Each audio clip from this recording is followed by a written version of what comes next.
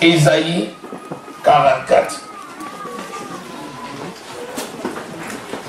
Seigneur Dieu de toute grâce, Dieu de toute gloire, Dieu de toute magnificence, Dieu de toute paix. Quelle grâce, Seigneur, d'être réunis aujourd'hui. Quelle grâce, Seigneur, d'être dans ta présence. Tu es le Dieu qui confirme ta parole, que ton nom soit glorifié. Béni sois-tu pour cette famille réunie devant toi. Pour cette maison spirituelle constituée pour la gloire de ton Saint. Tu es le Dieu, Seigneur, qui est élevé au-dessus de toute la gloire. Mon âme te loue et te bénit pour la révélation de ta parole. Par ton esprit, Seigneur, tu nous révèles ta parole de gloire pour nous amener dans une autre dimension. Gloire, honneur et louange à toi au nom de Jésus-Christ. Seigneur, tu inscris tes paroles sur les tables des cœurs. Et tu nous donnes, Seigneur, de marcher dans notre héritage, conformément à tes desseins dans la vie de chacun de tes enfants. À toi soit l'honneur et la gloire. Dans le nom précieux du Seigneur Jésus-Christ, nous avons prié. Amen. Amen. Amen. Vous savez, on écoute souvent parler de l'homme de Dieu. Et de plus en plus, on parle des hommes de Dieu. Certains s'improvisent hommes de Dieu. D'autres sont faits hommes de Dieu par les hommes. Mais tous les enfants de Dieu, tous les enfants de Dieu peuvent arriver à la dimension et la stature d'homme de Dieu. Amen. Je veux que vous reteniez d'abord ça. Parce qu'un homme de Dieu, c'est un ministre qui arrive dans une stature qui correspond à la volonté de Dieu dans l'accomplissement de son ministère. Et c'est cette stature qui lui confère le titre d'homme de Dieu. Donc un homme de Dieu est reconnaissable. Il y a des signes qui montrent que quelqu'un est un homme de Dieu. Ésaïe 44, verset 24 à 26. Ainsi parle l'Éternel, ton Rédempteur. Celui qui t'a formé dès ta naissance, moi l'Éternel, j'ai fait toutes choses. Seul j'ai déployé les cieux. Seul j'ai étendu la terre. J'anéantis les signes des prophètes de mensonges. Et je proclame insensés les devins. Je fais reculer les sages. Et je tourne leur science en folie. Verset 26. Je confirme la parole de mon serviteur. Et j'accomplis ce que prédisent mes envoyés. Je dis de Jérusalem, elle sera habitée, et des villes de Juda, elles seront rebâties. Je relèverai leurs ruines. Alléluia. Le Seigneur fait là la différence entre ce qui est vrai et ce qui est faux. Amen. Ce que le Seigneur a établi, le Seigneur va confirmer leur parole. Amen. Le Seigneur va accomplir ce qu'il prédit. Amen. Et le Seigneur va bâtir avec eux. Amen. Et jamais détruire. Alléluia. L'homme de Dieu, c'est le bâtisseur. C'est celui qui bâtit avec Dieu. Amen. Alléluia. Amen. Vous savez, les sages de ce monde mettent la science devant. Et ils pensent qu'avec la science, on peut tout expliquer, jusqu'à expliquer même que Dieu n'existe pas. Ils pensent qu'avec la science, on peut tout expliquer, jusqu'à remettre en cause la parole de Dieu. la parole de Dieu est formelle. Je tourne leur science en folie. Ils ne s'entendront jamais. Leurs théories seront toujours contradictoires au nom de Jésus. Amen. La parole de Dieu est la vérité. Amen. Et cette vérité est manifeste par la puissance du Saint-Esprit. Et l'homme de Dieu, c'est celui qui l'a fait connaître et qui en apporte la démonstration. Par qui? Par le Seigneur qui travaille avec ses serviteurs. Amen. Et qui confirme lui-même la parole par la main de ses serviteurs. Rappelez-vous que nous sommes tous des enfants de Dieu, ou celui qui a reçu Jésus comme Seigneur et Sauveur, et que le Seigneur Jésus nous a envoyés dans le monde comme lui-même a été envoyé. Et qui nous a donné le même matériel que lui-même a reçu, c'est-à-dire l'Esprit Saint, par lequel nous pouvons tout faire. Et il dit, il s'en allait travailler. Marc au chapitre 16, le verset 20. Le Seigneur confirmait la parole par les miracles qui l'accompagnaient. Et le Seigneur faisait des miracles extraordinaires par la main des apôtres. Est-ce que vous avez compris cette phrase? Et Dieu faisait des miracles extraordinaires par la main des apôtres. Amen. Vous imposerez les mains aux malades et les malades seront guéris. Amen. Je vous envoie, allez, ressuscitez les morts, chassez les démons, guérissez les malades.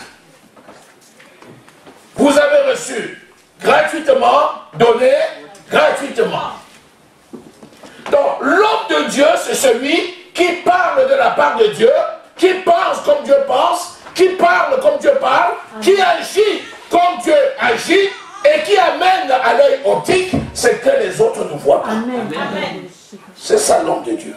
L'homme de Dieu n'est pas seulement un prédicateur. Il y a une différence entre un prédicateur et l'homme de Dieu. L'homme de Dieu est aussi prédicateur. Mais tout prédicateur n'est pas homme de Dieu. Amen. Mais tout prédicateur doit aspirer à devenir homme de Dieu. Amen. Comment? Un, par la sanctification. Et dans la sanctification, la fidélité, le service. Quelqu'un qui est dans la sanctification, qui est fidèle dans le service, a vocation à devenir homme de Dieu. Amen. Alléluia. Amen. Homme de Dieu est cité 12 fois dans la Bible. Et il y a quelques grands hommes de la Bible qui sont appelés hommes de Dieu, comme Moïse, comme Élie, comme Élisée, comme Samuel. Oh, vous connaissez l'histoire de toutes ces personnes. Amen. Elles ont toutes des histoires particulières. Parce qu'elles ont été appelées et elles ont répondu à l'appel. Ensuite, ils sont restés dans le service et ils ont été élevés à la perfection. Amen. Dieu les a alors appelés hommes de Dieu. Amen. Donc, il n'y a pas d'homme de Dieu qui vive dans le compromis. Ce n'est pas un homme de Dieu. Ce n'est pas un homme de Dieu. Donc, l'homme de Dieu, c'est celui qui écoute Dieu. Ésaïe 50, disons les versets 4 et 5. Le Seigneur, l'Éternel, m'a donné une langue exercée. Amen. La langue, le Seigneur m'a donné une langue exercée. Parce que l'homme de Dieu parle de la part de Dieu. Sa langue est exercée. Pourquoi exercée? Parce qu'il doit pouvoir demeurer dans la présence de Dieu pour recevoir de Dieu, pour penser comme Dieu et pour parler comme Dieu. Et dès lors qu'il parle, il a la langue exercée. C'est-à-dire qu'il parle la parole de Dieu. Il parle la sagesse de Dieu. Il ne parle rien d'autre que la parole de Dieu. Amen. Le Seigneur l'Éternel m'a donné une langue exercée pour que je sache soutenir par la parole celui qui est abattu. Il éveille chaque matin, il éveille mon oreille pour que j'écoute, comme écoute des disciples. Le Seigneur, l'Éternel, m'a ouvert l'oreille. Il n'a point, et je n'ai point résisté. Je ne me suis point retiré en arrière. La langue exercée, l'oreille qui écoute. Et il m'a parlé parce qu'il m'a appelé et je suis dans sa présence. Il parle, mon oreille écoute. Et ma langue est exercée pour dire ce que j'ai reçu. L'homme de Dieu écoute Dieu. L'homme de Dieu n'écoute pas le monde. Il écoute Dieu pour recevoir les instructions de Dieu, la parole de Dieu, et il déclare cette parole qui s'accomplit. Amen. Alléluia. Amen. L'oreille. L'homme de Dieu n'est pas sourd. L'homme de Dieu voit. Parce que l'homme de Dieu a des colis spirituels, c'est le Saint-Esprit, qui fait qu'il comprend, il entend, il a de l'écoute, il reçoit, il comprend, il analyse et il a une langue exercée pour amener à l'existence ce que les autres ne voient pas. C'est ça, l'homme de Dieu. On ne peut pas être distrait et être un homme de Dieu. On ne peut pas. C'est pour ça que l'homme de Dieu doit être consacré. Il est au service de son Dieu et non au service du monde. Une seule chose importe pour lui, c'est la présence de Dieu et c'est le service de Dieu. Recevoir la recommandation pour édifier, pour élever. C'est la seule préoccupation. Le reste pour lui, ce ne sont pas des facteurs. Un homme de Dieu ne va pas s'offusquer de ce qu'on a dit ou ce qu'on n'a pas dit. Certains étaient d'accord avec Jésus, d'autres n'étaient pas. Amen. Pour Jésus, ce n'était pas un facteur. Amen. Un homme de Dieu, c'est celui qui n'est pas flatté par les ovations. Vous acclamez ou vous n'acclamez pas, ce n'est pas un facteur. La seule chose qui compte pour lui, est-ce que j'ai reçu? Est-ce que j'ai donné? Est-ce que j'ai amené à l'existence ce qui n'est pas? Est-ce que j'ai apporté la démonstration de ce que les yeux ne voient pas? C'est ça l'homme de Dieu. Amen. Alléluia. Amen. C'est ça l'homme de Dieu. 1 Timothée au chapitre 6. L'homme de Dieu reste dans la présence de Dieu. L'homme de Dieu fuit la distraction, fuit les problèmes, fuit ce qui ne glorifie pas Dieu. Lisons lisons le verset 2. Et que ceux qui ont des fidèles au maître, c'est 1 Timothée 6, je lis le verset 2. Et que ceux qui ont des fidèles pour maître ne les méprisent pas, sous prétexte qu'ils sont frères, mais qu'ils les servent. Mais qu'ils les servent d'autant mieux que ce sont des fidèles et des bien-aimés qui s'attachent à leur faire du bien. Enseigne-leur ces choses et recommande-les. L'homme de Dieu s'attache à Dieu. Il s'attache à faire le bien que Dieu veut qu'il fasse.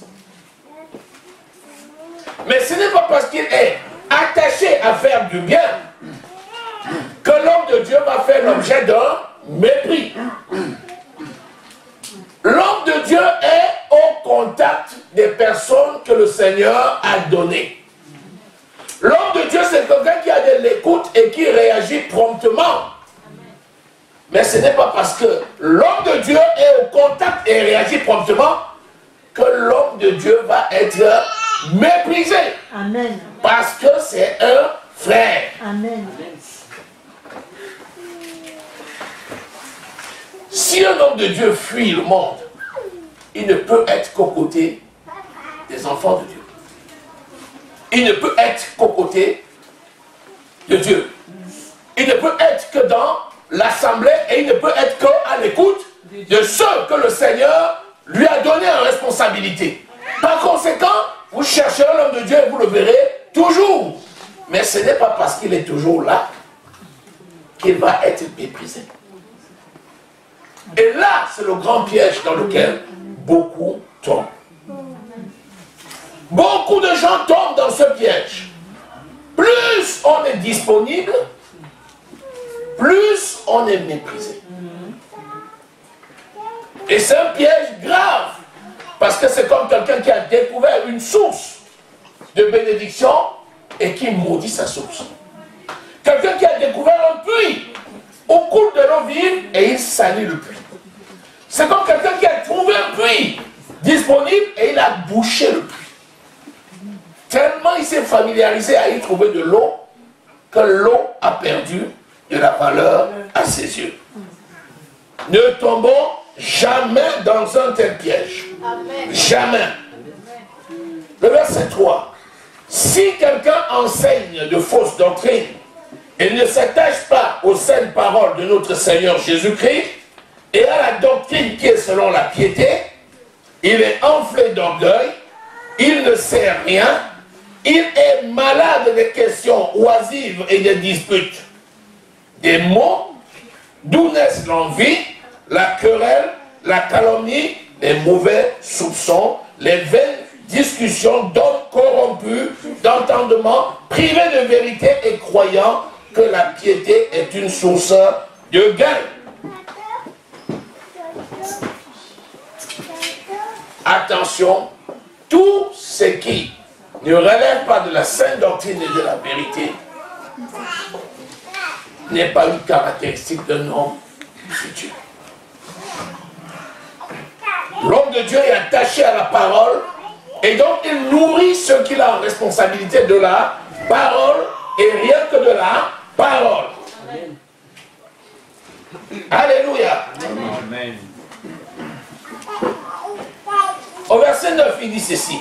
Mais ceux qui veulent s'enrichir tombent dans la tentation, dans le piège et dans beaucoup de désirs insensés et pernicieux qui plongent les hommes dans la ruine et la perdition. Car l'amour de l'argent est la racine de tous les maux et quelques-uns, en étant possédés par l'esprit, cet amour de l'argent, se sont égarés loin de la loi et se sont jetés eux-mêmes dans bien de tourments. Abraham était riche, il était fort riche. Mais Abraham ne cherchait pas à devenir riche. Il y a la différence entre être riche et chercher à devenir riche. La richesse est d'abord spirituelle. Celui qui est conscient que l'esprit de gloire habite en lui, Colossiens 1, verset 27, Christ en moi, l'espérance de la gloire. Si tu es conscient que l'esprit de gloire habite en toi, alors tu es conscient que tu es riche. Si tu es conscient que l'esprit de gloire habite en toi, ça veut dire que l'esprit qui habite en toi multiplie le fruit de ta labeur. Ça veut dire que tu es conscient de ce que tu es, mais tu ne cherches pas à le devenir. Parce que Christ, par sa mort à la croix, s'est fait pauvre afin que nous soyons riches. C'est un état dans lequel nous sommes enfants de Dieu. Nous ne cherchons pas à le devenir. Quand on cherche à le devenir, parce qu'on n'est pas conscient de ce qu'on est, c'est comme si quelqu'un habitait une adresse, il est à cette adresse et qui dit qu'il va chercher l'adresse. Forcément, il s'éloigne.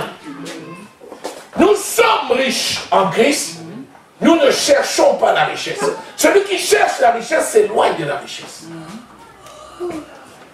Et c'est là où beaucoup de gens sont tombés dans le tourment. Il me faut de l'argent à tout prix. Pourquoi faire? Si c'est nécessaire, gloire à Dieu. En tout cas, le Seigneur l'a prévu d'avance. Il a dit, mon juste vivra par la foi. Si vous avez la nourriture et les vêtements, cela vous suffit. Vos ancêtres ont marché dans le désert. Leurs chaussures se sont-ils usées? Loin de là. Ont-ils manqué de quelque chose? Loin de là. S'il en est ainsi, vous, que pouvez-vous manquer? De rien. Par conséquent, c'est notre nature. Un homme de Dieu, c'est quelqu'un qui est consacré à faire l'œuvre de Dieu en sachant que celui qui l'a appelé pourvoira toujours à ses besoins selon l'immensité de sa richesse. Amen. Dieu est cohérent. Il ne peut pas te donner une œuvre sans te donner les moyens de l'accomplir. Si tu cherches les moyens, tu te détournes de la mission qu'il t'a confiée. C'est pourquoi tu vas laisser la sagesse de Dieu agir. Et par la sagesse de Dieu, l'Esprit de l'Éternel qui t'accompagne et qui est ta gloire, va apporter tout ce qui est nécessaire à l'accomplissement de la mission. Alléluia. Béni soit le Seigneur. Donc, l'homme de Dieu, c'est celui qui fuit les discussions stériles et inutiles. C'est celui qui évite les disputes qui ne servent à rien. C'est celui qui n'a pas le temps à perdre dans ce qui ne construit pas. C'est pourquoi un homme de Dieu ne passe pas le temps dans les futilités. Des conneries qui n'apportent rien, des disputes d'enfants, ce n'est pas la mission d'un homme de Dieu. C'est pourquoi il doit lui-même être exemplaire. En sorte qu'il soit lui-même par sa seule personne le modèle sur lequel les autres vont s'identifier. Parce que si les gens ne voient pas Christ, Christ vit en toi. Alors, dans ton comportement, tu manifestes la gloire de Dieu. Et c'est seulement comme ça que l'on va montrer à quel point on reconnaît un homme de Dieu. Et cet homme de Dieu, dans l'exercice de son appel, doit être connu, aimé et respecté. Amen. Alléluia. Amen. Béni soit le Seigneur. Amen. 1 Roi 13, verset 1 à 10. L'homme de Dieu dit la vérité. L'homme de Dieu, puisqu'il écoute, il doit parler. Et ce qu'il dit, c'est la vérité. Qu'importe ce que les gens vont lui dire. Qu'importe que les gens acceptent ce qu'il dit ou pas. Qu'importe si son discours ne correspond pas à ce que les gens attendent. Dès lors que sa parole, c'est la parole de Dieu, et que c'est la volonté de Dieu pour le peuple qu'il a en charge, il doit parler. Voici, un homme de Dieu arriva de Juda à Bethel, le verset 1er.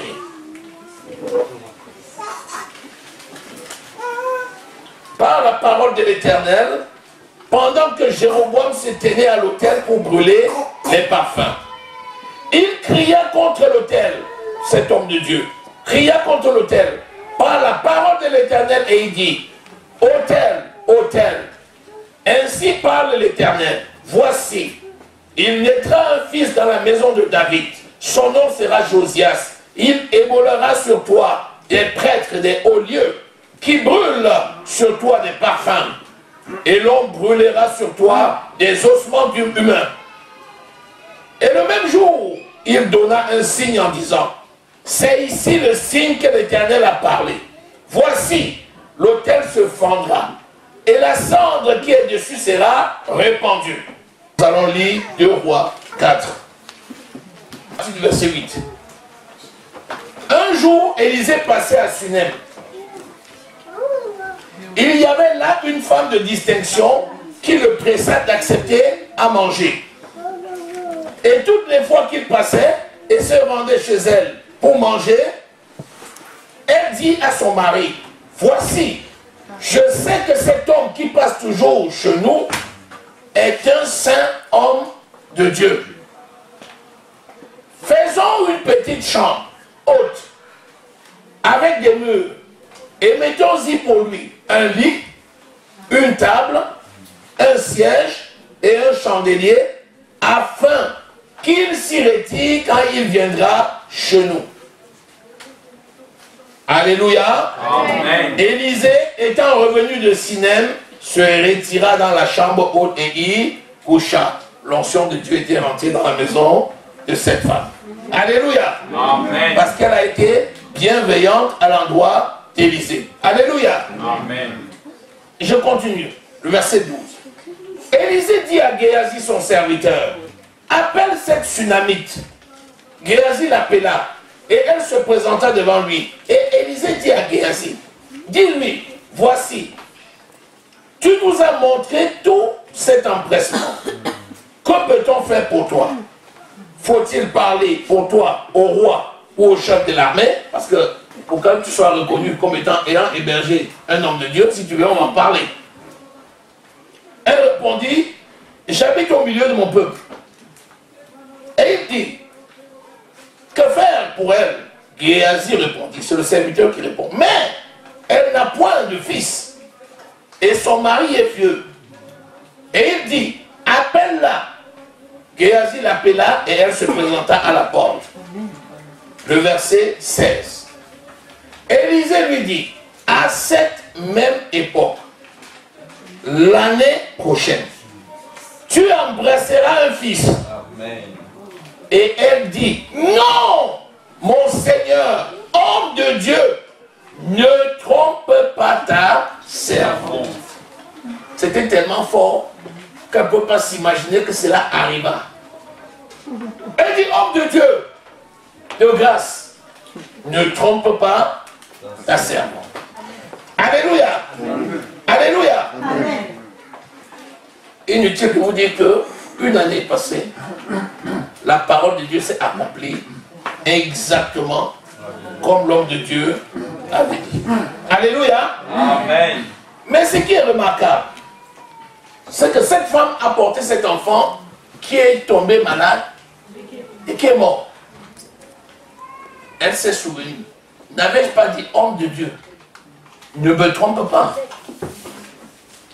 Elle s'est dit, il y a une seule adresse vers laquelle je peux aller. Je vais retourner voir l'homme de Dieu. Afin de lui rappeler ma parole. Voilà des attitudes. Un homme de Dieu vit avec le peuple et un homme de Dieu apporte la solution au peuple. Un homme de Dieu est là à l'écoute et il ne se dérobe jamais. C'est ça. C'est à ça qu'on reconnaît un homme de Dieu. Un homme de Dieu ne se dérobe pas. Il est là. Par lui, le Seigneur parle et par lui, le Seigneur accomplit. Mais par lui aussi, les solutions viennent. Quand les temps sont mauvais, il est là. Il ne se dérobe pas, il ne se détourne pas, il ne fuit pas. Il est là au combat. C'est le capitaine du bateau. Il ne doit pas laisser le bateau chavirer lorsque l'on est en péril.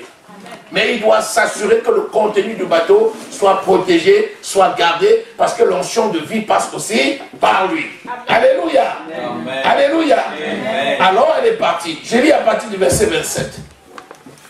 Dès qu'elle fut arrivée auprès de l'homme de Dieu, sur la montagne, elle embrassa ses pieds.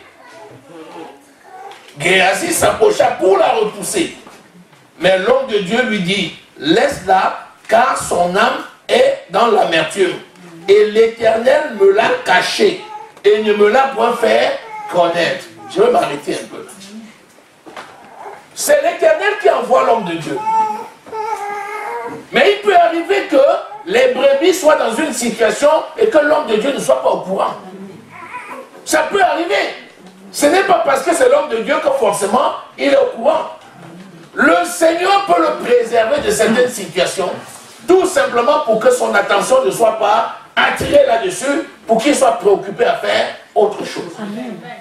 Mais que le Seigneur lui ait dit ou pas, la solution demeure toujours. Amen. Alléluia. Amen. Alléluia. Amen. Alléluia. Amen. Le verset 28. Alors elle dit, ai-je demandé un fils à mon Seigneur? N'ai-je pas dit, ne me trompe pas? Et Élisée dit à Géasi, Saint-Terrain, prends mon bâton, c'est l'autorité, c'est l'onction qui lui transfère, dans ta main et pars. Si tu rencontres quelqu'un sur le chemin, ne le salue pas. Concentre-toi sur la mission que je te donne. Et si quelqu'un te salue, ne lui réponds pas. Tu mettras mon bâton sur le visage de l'enfant. Le verset 30. La mère de l'enfant dit, l'Éternel est vivant et mon âme est vivante. Je ne quitterai point et je ne me lèverai point, et le suivit. Géasi les avait dévancés et il avait mis le bâton sur le visage de l'enfant. Mais il n'eut ni voix, ni signe d'attention. Il s'en retourna à la rencontre d'Élisée et lui rapporta les choses en disant, l'enfant ne s'est pas réveillé. C'est pas Élisée qui a envoyé Géasi son serviteur? Si. Élisée ne lui a-t-il pas donné l'onction? Si. Mais l'enfant ne s'est pas levé. Qu'est-ce que la maman avait dit? Je ne bouge pas à côté de toi. Même si tu as envoyé ton serviteur, je ne bouge pas du côté de toi. C'est à l'homme de Dieu qu'elle avait dit, ne trompe pas ta servante. Ce n'était pas à Géasi. Et c'est à l'homme de Dieu qu'elle a encore dit, ne t'avais-je pas dit, ne me trompe pas? Est-ce que la parole qu'Élisée avait libérée à Géasi pour aller prier pour l'enfant, est-ce que cette parole est une parole vivante? Oui. Est-ce qu'elle devait marcher? Oui. Pourquoi elle n'a pas marché? Parce que la maman a refusé. Elle a dit à l'homme de Dieu, c'est toi qui vas partir. L'homme de Dieu n'avait pas besoin de partir. Il savait seulement que si Géasi arrivait et mettait le bâton sur l'enfant, l'enfant se levait. Mais comme il a refusé, ça ne s'est pas accompli. Lorsque l'homme de Dieu te libère une parole, si tu refuses, elle ne s'accomplira pas. Ça ne veut pas dire qu'il n'y avait pas la vie. Jean, nous allons le lire, Jean 6, verset 63. Car la parole que je vous ai dite est esprit et vie. C'est parce que tu l'as annulé. C'est parce que tu as refusé. Amen. Et il dit, va, tu vas avoir. Tu dis, oh, tu as dit ça 3 fois. Annulé.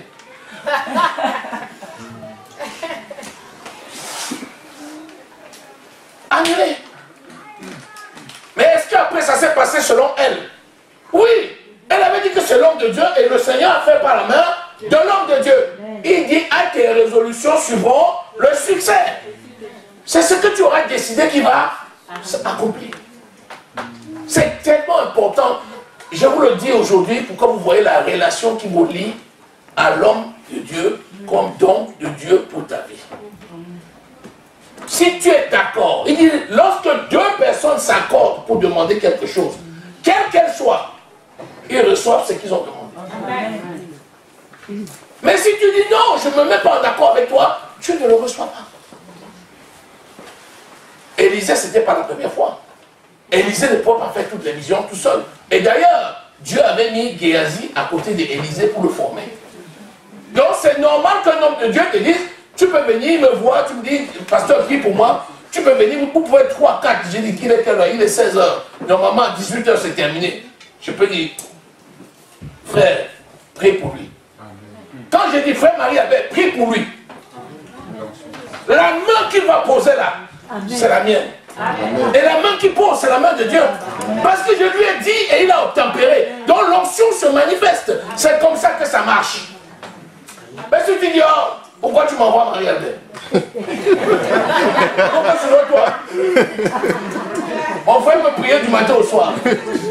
Jusqu'à venir même dire, pasteur, la fin n'a pas marché. Qu'est-ce qui s'est passé? La réponse est là, mon frère. C'est parce que la personne ne t'a pas accepté. Vous voyez comment ça marche? Et finalement, qu'est-ce qui s'est passé? Le verset 32. Lorsque Élisée arriva à la maison, voici, l'enfant était mort, couché sur le lit. Élisa entra, ferma la porte sur eux deux, et il pria l'Éternel. Il monta et se coucha sur l'enfant. Il mit sa bouche sur sa bouche, ses yeux sur ses yeux, ses mains sur ses mains, et il se tendit sur lui. Et la chair de l'enfant se réchauffa. Élisée s'éloigna, alla ça et là dans la maison, puis remonta, puis s'étendit sur l'enfant. Et l'enfant éternua 7 fois et ouvrit les yeux. Amen. C'est pas pour rien qu'un homme de Dieu vient dans ta maison, il va dans un point, il va dans un autre. C'est pas pour rien qu'on prie à un moment donné, je quitte l'estrade et puis je me retrouve au fond. Amen. Je suis en train de prier, je quitte l'estrade, je me retrouve à la porte là. On est en train de prier. Vous allez dire, pourquoi il ne reste pas à sa place là-bas? Quand tu es conduit par l'esprit, tu fais ce que l'esprit te dit de faire. Amen. Quand l'esprit te dit, va et impose la main, tu imposes la main. Parfois l'esprit te dit, n'impose même pas la main. Vous avez vu le témoignage que la sœur rendait tout à l'heure. Je n'avais même pas eu besoin d'imposer la main à mon fils. J'ai seulement commencé à prier, puis il a commencé à parler. Il y a des moments où l'esprit fait d'une façon, des moments où l'esprit fait d'une autre façon. Mais de toutes les façons, qu'importe ce que l'homme de Dieu a dit. Quand il a libéré la parole, elle va s'accomplir. Ça peut prendre le temps que ça prendra. Et il y a des facteurs qui peuvent retarder, vous le savez. Amen. Ça peut être ta foi, ça peut être ton incrédulité, ça peut être tout simplement l'ennemi qui essaye de contrer les choses, ça peut être l'amertume que tu as dans le cœur, ça peut être, mais qu'importe, je sais une seule chose, au bout là-bas, ça va se faire. Amen. Alléluia. Amen. Si tu t'attaches à la parole, tu vivras par elle. Amen. Et tu t'attaches à l'homme de Dieu. Quand on dit t'attacher à l'homme de Dieu, ça veut dire que tu dois mettre en pratique ce que l'homme de Dieu te dit de faire. Ça ne veut pas dire que tu vas faire des bêtises. Si l'homme de Dieu te dit de faire des bêtises, tu ne vas pas faire des bêtises. Mais quand on dit s'attacher à l'homme de Dieu, ça veut dire que tu es là. Regardez, vous vous rappelez Élie et Élisée. Lorsque Élie devait être enlevé, Élie savait qu'il devait être enlevé. Amen. Les prophètes sont venus dire à Élisée, oh, ton maître va être enlevé. Il dit, je sais. Après, à un moment donné, Élie lui dit, Élisée, reste ici, parce que le Seigneur m'a demandé de venir là-bas, il a quelque chose à me dire. Élisée dit, aussi vrai que mon âme, j'ai mon âme, toi, je te laisserai. Partout où tu pars, je serai avec toi. Pourquoi? Parce qu'il était en apprentissage. Il voyait, s'il ne voyait pas Élie faire ce qu'il allait faire. Quand tu es dans l'église, tu dois voir ce que le pasteur fait. Et tu dois faire comme le pasteur fait. Quand il te dit fais comme ça, fais-le. Quand il te dit fais ça, fais-le. Tu peux t'attendre à faire d'une certaine manière, il peut te dire de faire d'une autre manière. Ne dis pas, on fait toujours comme ça, pourquoi aujourd'hui on change? Alléluia. Amen. Si tu fais ici, tu mangeras les meilleurs fruits du pays. Amen. Alléluia. Amen. Béni soit le Seigneur. Amen. Béni soit le Seigneur. Amen. Marche dans l'obéissance. Mets en pratique la parole de Dieu. Amen. Tu verras que tu iras toujours de gloire en gloire. Amen. Les obstacles vont se présenter, mais ta foi sera toujours plus forte. Alléluia. Amen. Tu iras de succès en succès. Amen. Tout ce qu'on peut faire, rien ne va anéantir. Amen. Rien ne va empêcher. Amen. Tout va s'accomplir. Alléluia. Amen. Béni soit le Seigneur. Amen. Acclame le Seigneur.